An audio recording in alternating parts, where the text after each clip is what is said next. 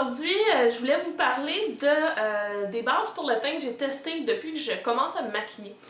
Je trouvais que c'était un sujet pertinent qui m'avait été suggéré par l'une d'entre vous il y a peut-être 4-5 mois. Quand vous me faites des suggestions, je les mets sur une liste et je finis pas mal toutes par les faire.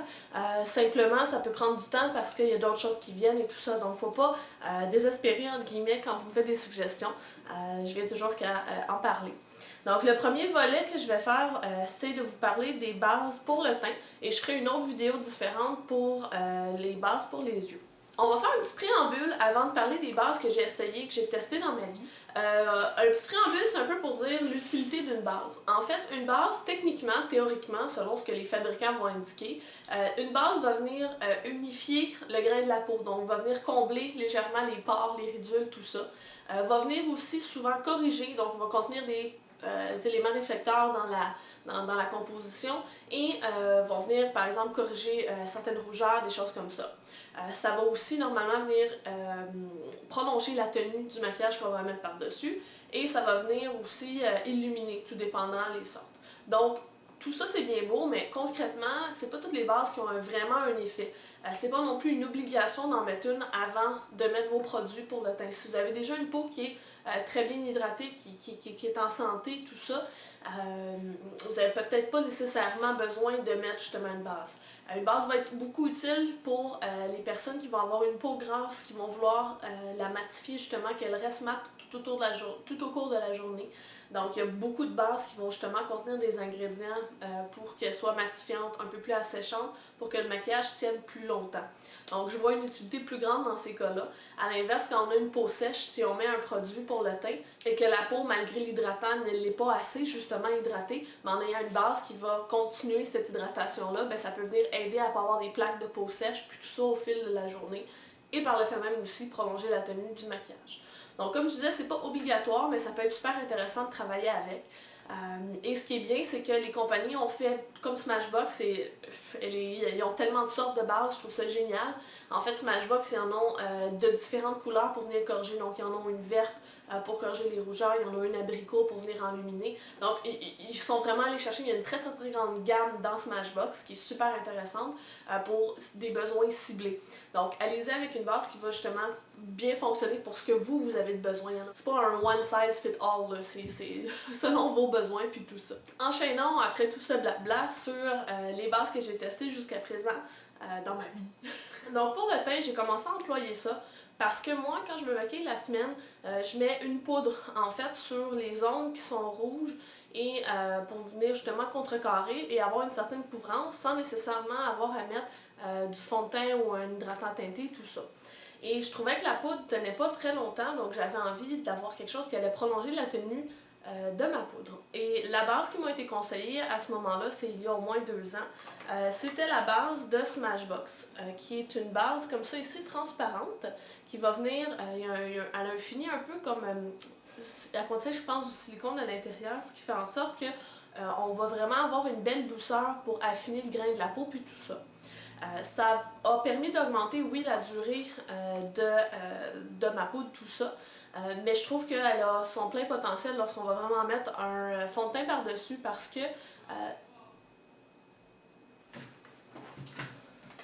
Quoi? Donc c'est ça, je trouve qu'elle a son plein potentiel quand on va l'utiliser en dessous d'un fond de teint parce que comme le fini est un peu siliconé, on va vraiment chercher justement une réduction du relief des pores, des ridules, tout ça. Donc ça c'est pour celle-là. Et par la suite, comme l'hiver commençait, j'ai eu envie d'en avoir une qui était plus hydratante. Et on m'a, dans la même lignée, j'ai pris celle de Smashbox. Et c'est la même gamme, mais justement l'hydratante. Et elle a l'air bleue comme ça, mais quand on la met sur la peau, c'est pas bleu du tout, là. Et elle a un fini un peu comme une texture de gel. C'est très frais sur la peau. C'est pas tout le monde qui va aimer l'odeur. Moi, elle me dérange pas, je trouve que c'est une odeur de propre.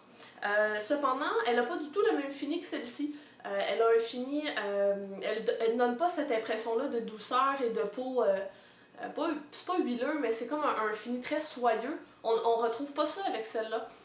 Donc, les fois où je vais mettre par exemple un hydratant teinté ou un bébé crème ou tout ça, je vais pas nécessairement privilégier celle-là. Celle-là, je vais la mettre plus quand je vois que ma peau est plus déshydratée et que j'ai besoin d'aller rechercher un petit peu justement d'hydratation. Ensuite de ça, j'ai rencontré sur mon chemin les bases 3 en 1 de chez Les Oitiers que j'ai acheté à la vente d'entrepôt qu'il y a 2 fois par année. Pour davantage d'informations, regardez la barre en dessous concernant ces ventes d'entrepôt-là. Donc, ces bases-là, en fait, c'est qu'on a un côté, là, elle est presque finie, là, mais c'est qu'on a un côté qui contient un produit qui s'apparente beaucoup à celui de Smashbox. Donc, un fini soyeux, contient du silicone transparent assez épais. Et de l'autre côté, on a justement une couleur qui va venir contrecarrer. Donc, il y en a dans différentes couleurs. Celle-là, c'est le banane pour venir contrecarrer les rougeurs. Celle-là, c'est bronzé pour venir donner un petit teint. Et ce que je fais quand j'utilise ça, c'est que je fais un mélange des deux. Parce que le bronzé est comme trop foncé. Si on met juste une pompe de chaque, donc en mettant un peu du banane, ben, je vais retrouver exactement le bon mélange. Et souvent, je trouve que ça agit un peu comme une crème teintée à cause du bronzé. Ça vient unifier la couleur de la peau, tout en justement venant unifier justement le grain, le relief de la peau. Donc, je trouve que c'est une bonne chose pour tous les jours là, à utiliser si on veut pas mettre nécessairement de fond de teint puis tout ça. J'ai pas vraiment remarqué de différence au niveau de la tenue entre la Smashbox et ceux-là. Ensuite de ça, j'ai eu la chance d'avoir un échantillon très gros format dans un VIP au Pharmaprix et c'est le Skin Prep de chez CoverFX. En fait, celle-là, c'est un sérum de base, donc il va contenir des actifs nourrissants et aussi anti-âge. Donc c'est sûr que j'ai juste 24 ans, bientôt 25.